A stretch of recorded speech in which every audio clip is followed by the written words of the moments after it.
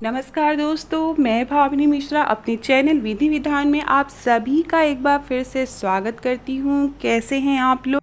आज नाग पंचमी है और आप सभी को नाग पंचमी की शुभकामनाएं। इस वीडियो में मैं आपसे नाग पंचमी की नागलोक की एक पौराणिक कथा सुनाने जा रही हूँ। तो चलिए वीडियो शुरू करते हैं। प्राचीन काल में एक गांव था। उसमें एक सेठ जी रहते थे। उनके 7 पुत्र थे और 7 का विवाह हो चुका था। सेठ जी की 7 बहुओं में से जो छोटे पुत्र की पत्नी थी वह श्रेष्ठ चरित्र की, विदुषी और सुशील थी, परंतु उसका कोई भाई नहीं था। एक दिन बड़ी बहू ने घर लीपने को पीली मिट्टी लाने के लिए सभी बहुओं को साथ चलने के लिए कहा। वे सब जंगल में गई खुरपी लेकर और मिट्टी खोदने लगी। बड़ी बहू को वहां एक सर्प दिखा और वह उसे मारने लगी। इस पर छोटी बहू ने सर्प को मारने से रोका, बोला कि मत मारो इसे, यह बेचारा निरपराध है। यह सुनकर बड़ी बहू ने उसे मारा नहीं। तब सर्प एक ओर जा बैठा। तब छोटी बहू ने उससे कहा, हम अभी लौट कर आती हैं, तुम यहाँ से मत जाना। यह कहकर वह सब साथ मिट्टी लेकर घर चली गई और वहाँ काम काज में फंस गई। सर्प वहीं बैठकर इंतजार करता रहा। छोटी बहू काम में इतनी मग्न हो गई कि वह सांप को भूल गई। अगले दिन सुबह उसे याद आया कि उसे सर्प के पास दूध लेकर जाना था। वह फिर बहुत तेजी से गई। छोटी बहू दूध का कटोरा लेकर उसी पेड़ के नीचे पहुंची जहां सर्प बैठा था। सर्प अपने स्थान पर वैसे ही बैठा था। उसने कहा, सर्प भैया नमस्कार। सर्प ने कहा, तू भैया कह चुकी है इसलिए तुझे छोड़ देता हूँ, नहीं तो झूठी बात कहने के कारण मैं तुम्हें अभी डस लेता। वह बोली, भैया मुझसे भूल हो गई है, उसकी मैं क्षमा मांगती हूँ। तब सर्प बोला, अच्छा तू आज से मेरी बहन हुई और मैं तेरा भाई हुआ, तुम्हें जो मांगना हो मुझसे मांग सकती हो। तब वह बोली, मेरा कोई भाई नहीं है, अच्छा हुआ जो तू मेरा भाई बन गया, यही मुझे आशीर्वाद चाहिए था। कुछ दिन व्यतीत होने के बाद सावन का महीना आया। सावन के महीने में जगह जगह झूले लग गए। बारिश हो रही थी और सभी बहुएं अपने मायके जाने को तैयार थी। वहाँ छोटी बहू भी खड़ी हुई थी। बड़ी बहुओं ने उससे कहा कि तेरा तो कोई भाई नहीं है, तू कहाँ जाएगी? तब एक व्यक्ति वहाँ पर आया जिसने कहा कि मैं छोटा बहू का भाई हूँ, मुझे इसे अपने साथ ले जाने दीजिए। बहुत आग्रह करने पर सेठ जी उसे उस भाई के साथ भेजने को तैयार हो गए। दोनों जंगल से जाने लगे।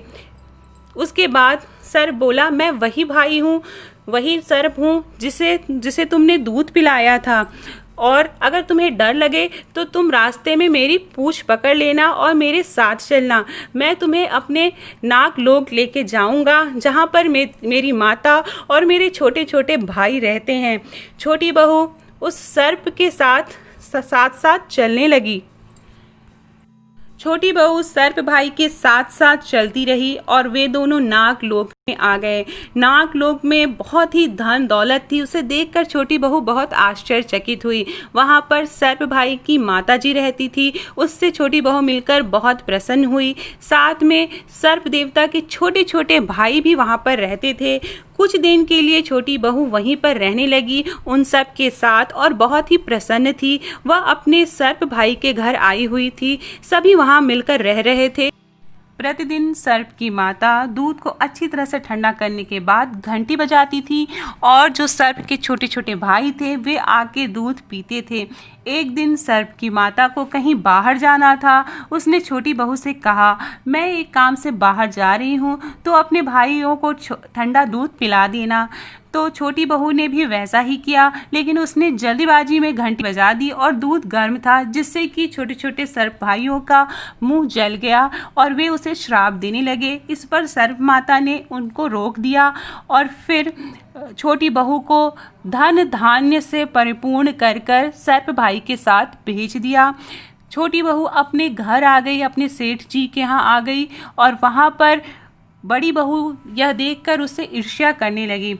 बड़ी बहू ने कहा कि इतना सारा धन दौलत लाई हो, इसे झाड़ने के लिए सोने की झाड़ू भी होनी चाहिए। इस पर वहाँ पर सर्प भाई ने सोने की झाड़ू और झरना लेकर उसे रख दिया। सर्प ने छोटी बहू को हीरे मणियों से का एक बहुत ही अद्भुत हार भी दिया, जिसे देखकर बड़ी बहू को बहुत ही ईर्ष्या हुई।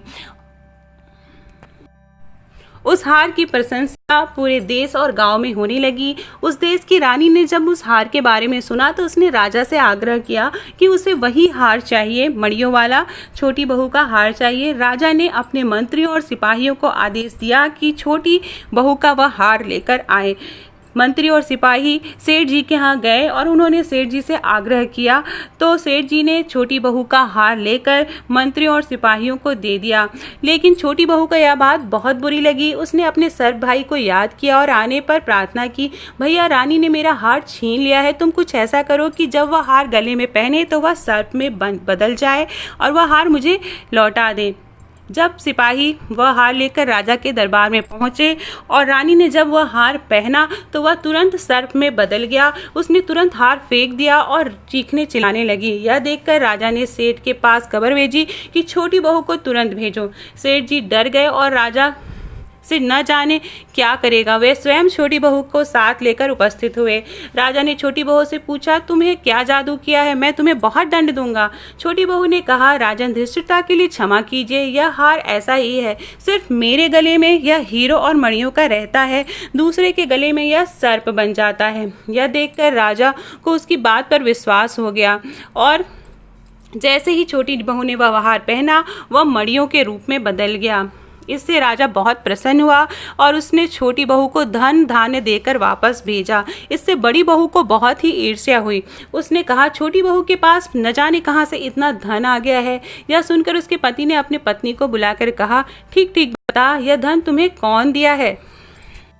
तब छोटी बहू सर्प को याद करने लगी। तभी उसी समय सर्प ने प्रकट होकर कहा, यदि यह मेरी धर्म बहन है, अगर इसके आचरण पर संदेह करोगे तो मैं तुम्हें खा लूंगा। यह सुनकर छोटी बहू ने का पति बहुत प्रसन्न हुआ और उसने सर्प देवता का बड़ा सत्कार किया। उसी दिन से नागपंचमी का त्योहार मनाया जाता है और स्त्रियां सर्प को भाई मानकर पूजा करती हैं।